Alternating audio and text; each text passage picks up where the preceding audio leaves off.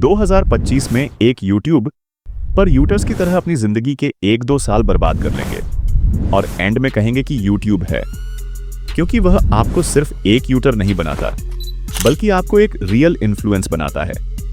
इसलिए वीडियो को स्किप करने की गलती बिल्कुल भी मत करना, वरना आपका फेल होना तय है।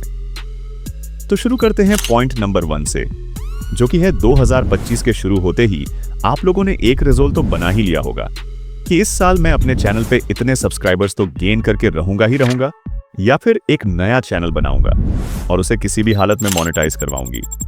लेकिन 1 महीना हो गया है और आपको कुछ भी ग्रोथ नहीं दिख रही है और आप ऑलरेडी गिव अप करने की हालत पे हो।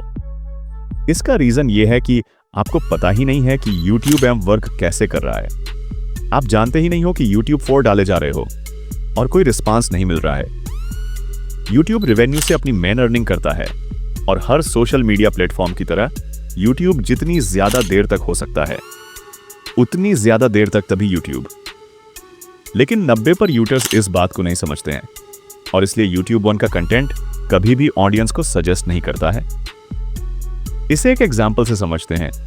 मान लेते हैं आपने एक नया YouTube वन वीडियो अपलोड करी, सजेस्ट करेगा, जिसके बाद वो लोग आपके थंबनेल के बेसिस पे आपकी वीडियो क्लिक करेंगे और उसे देखेंगे, जिससे करेगा और ज्यादा से ज्यादा लोगों को दिखाएगा, क्योंकि इस वीडियो की वजह से लोग YouTube से 10 मिनट एक्स्ट्रा रुक रहे हैं, जिससे अगेन YouTube बाजी भी करेंगे और किसी ना किसी तरह एंगेज करेंगे, जिससे आपका तो मेंटल पीस खराब हो जाएगा।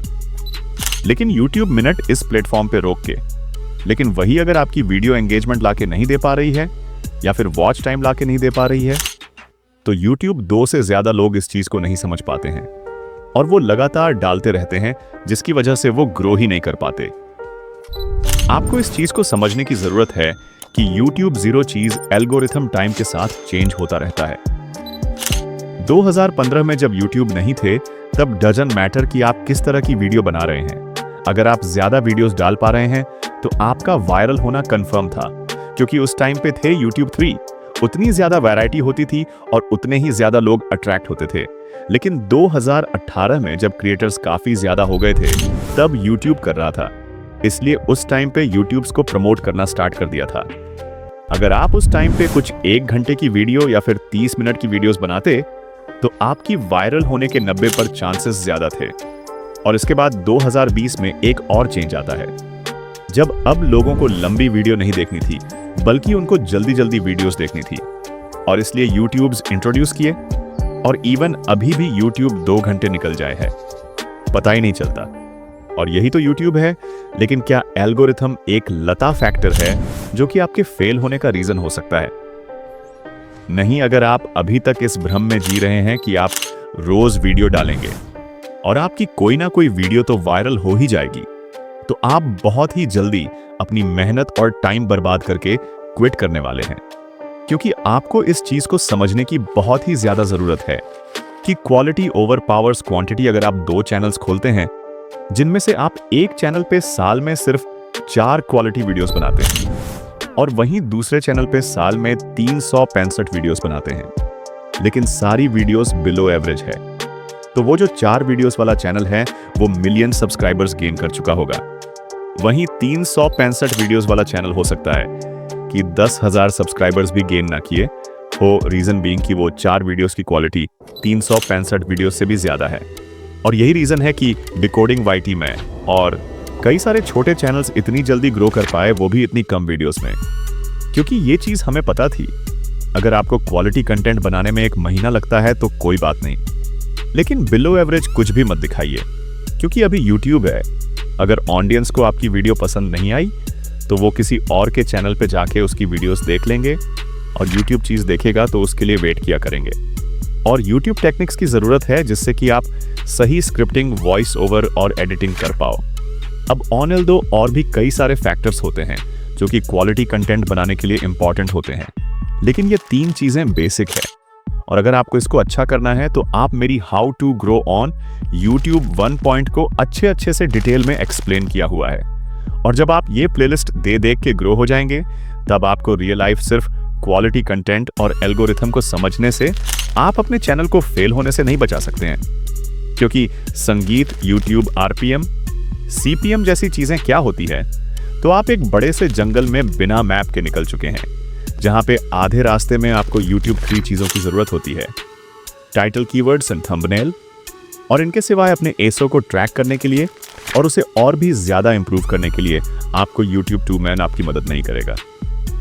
अब सही से टाइटल, डिस्क्रिप्शन और हैशटैग कैसे से डालते हैं, इसके ऊपर मैंने ऑलरेडी एक वीडियो बना रखी है, लेकिन एनालिटिक्स को स्टडी कैसे करें, उसे इंप्रूव कैसे करें और उसके साथ उसको ऑप्टिमाइज कैसे करें, इसके ऊपर मैंने अभी तक कोई भी वीडियो नहीं बनाई है।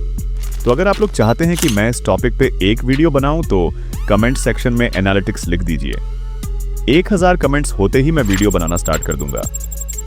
बस सोचिए, आप सब कुछ सीख जाते हैं और अपने चैनल की क्राइटेरिया को पूरा करने के बाद उसे मोनेटाइजेशन के लिए अप्लाई करते हैं और YouTube सब्सक्राइबर्स और 3000 वॉच आवर से भी मोनेटाइज करवा सकते हैं, या फिर शॉर्ट्स के 3 मिलियन व्यूज से भी। यह क्राइटेरिया पहले 1000 सब्सक्राइबर्स और 4000 घंटे का था और 10 मिलियन शॉर्ट्स के व्यूज, लेकिन यहाँ पे YouTube सब्सक्राइबर्स के साथ अपने चैनल को मोनेटाइज करवाते हैं, तो आपको एड रेवेन्यू नहीं मिलेगा, बल्कि आपको सुपर चैट मेंबरशिप और मर्चेंडाइज का ऑप्शन मिलेगा, जिनसे कि काफी कम अर्निंग होती है। आपको एड रेवेन्यू नहीं मिलेगा, जो कि हमारा मेन सोर्स ऑफ इनकम होता है, लेकिन YouTube को बचाने के लिए YouTube ने अपना क्राइटेरिया लो कर दिया था, इसलिए YouTube पे अर्निंग ना के बराबर है। अंट्स मिलियन व्यूज के ऊपर ना जा रहे हो, बल्कि एक शॉट को वायरल करने से ज्यादा आसान एक लॉन्ग फॉर्म कंटेंट को वायरल करना है। लेकिन YouTube में होने के कारण YouTube लैब जैसी किसी वेबसाइट से अपनी वॉइस जनरेट करवा रहे हो तो कोई प्रॉब्लम नहीं है, लेकिन अगर आप उसको बोलते हो कि डोनाल्ड ट्रंप जैसी वॉइस को क्लोन करके आपकी वीडियो बनाए, तो आपके लिए एक प्रॉब्लम है। सेम वे में अगर आप AI से कोई वीडियो जीरो से एडिट करवाते हो तो कोई प्रॉब्लम नहीं है, लेकिन अगर आप किसी और का कंटेंट उठा के उसे AI में डाल के कुछ और बनवाते हो और फिर उसे YouTube में आ जाएगा, आपको अपनी वॉइस को थोड़ा सा एडिट करना पड़ेगा।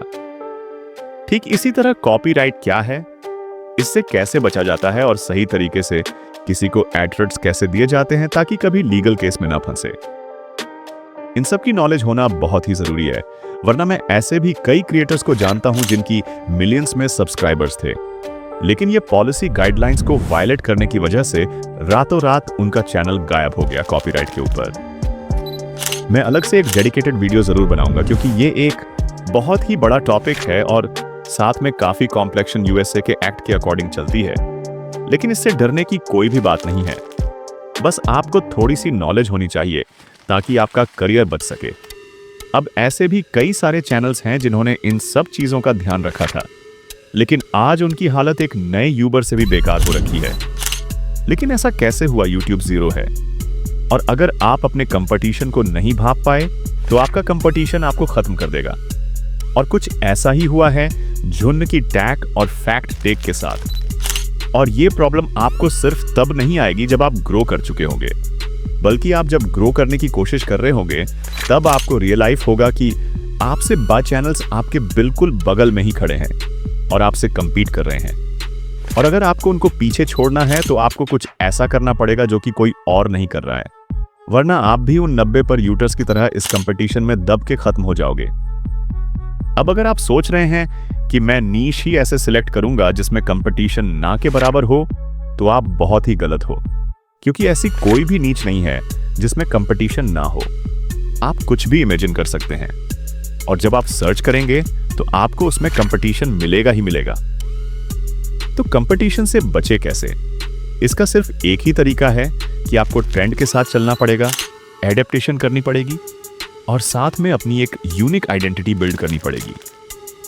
इवन हमारी निश में भी काफी सारे क्रिएटर्स 5 साल से भी पहले बैठे हुए हैं, लेकिन पिछले 1 साल में एक नया ट्रेंड आया है जिसकी वजह से इन बड़े क्रिएटर्स को भी मुश्किल का सामना करना पड़ रहा है। वो है एडिटिंग का ट्रेंड। ये सारे क्रिएटर्स अपनी फेस कैम वाली वीडियोस को हटा के अब एक व्हाइट बोर्ड पे आ गए हैं, जहां पे ये व्हाइट बोर्ड पर सारी चीजें एक्सप्लेन कर रहे होते हैं। लेकिन नए ट्रेंड में जहां एडिटिंग के थ्रू हर चीज को एक्सप्लेन किया जा रहा है, उसे ये अडेप्ट नहीं कर पाए, जिसकी वजह से छोटे चैनल्स भी इनसे ज्यादा व्यूज ले जा रहे हैं। और ठीक इसी तरह छोटे चैनल्स में भी कंपटीशन काफी ज्यादा बढ़ गया है, जहां पे ग्रो करने के लिए आपको कुछ यूनिक करना पड़ेगा। और वो कोई भी छोटी सी चीज हो सकती है, चाहे आपके बोलने का तरीका हो सकता है, आपकी स्क्रिप्टिंग का स्टाइल हो सकता है, या फिर मेट एक एआई अवतार हो सकता है, लेकिन कुछ अलग जो कोई और ना कर रहा हो। अब अगर आप कंपटीशन से बच भी गए तो आपको वो करना है जो बड़े क्रिएटर्स मजबूरी में नहीं कर पाते हैं और छोटे क्रिएटर्स बिना किसी प्रॉब्लम के कर सकते हैं। 2025 में हर क्रिएटर को पता है कि उसकी ऑडियंस की वैल्यू कितनी है, इसलिए वो रेगुलर बेसिस पे Q&A और लाइव स्ट्रीम्स करते रहते हैं। लेकिन अगर आपने इन चीजों को इग्नोर करने की गलती की तो आपका यूटर बनने का सपना सपना ही रह जाएगा। ऑडियंस को कोई सेलिब्रिटी नहीं चाहिए, बल्कि उनको एक मेंटर या फिर एक फ्रेंड चाहिए जिससे वो इन्फ्लुएंस हो सके या फिर जिनके साथ वो आगे बढ़ सके। और ये डिफरेंस आप तभी क्रिएट कर सकते हैं अगर आप उनसे एंगेज हो, डायरेक्ट डीएम के थ्रू, कमेंट्स के थ्रू, Q&A के थ्रू या फिर लाइव स्ट्रीम के थ्रू। जब तक मेरे इस चैनल पे 10,000 सब्सक्राइबर्स नहीं हो गए थे, तब तक मैं अपने आप पे डायरेक्ट डीएम के थ्रू हर एक बंदे का रिप्लाई किया करता था और उनकी हेल्प करता था। मैं पर्सनली भी काफी लोगों को गाइड किया है और मैसेजेस की मैंने 1000 से भी ज्यादा लोगों से एंगेज किया है और उनको इस बात से खुशी मिलती है। वो लोग मुझे एज अ यूबर से बढ़ के एक फ्रेंड और एक मेंटर की तरह देखते हैं और अनकंडीशनली सपोर्ट भी करते हैं। और इसी वजह से मेरा नेटवर्क भी इतना स्ट्रांग हो पाया, जिसकी वजह से मुझे काफी सारे नए यूट्यूब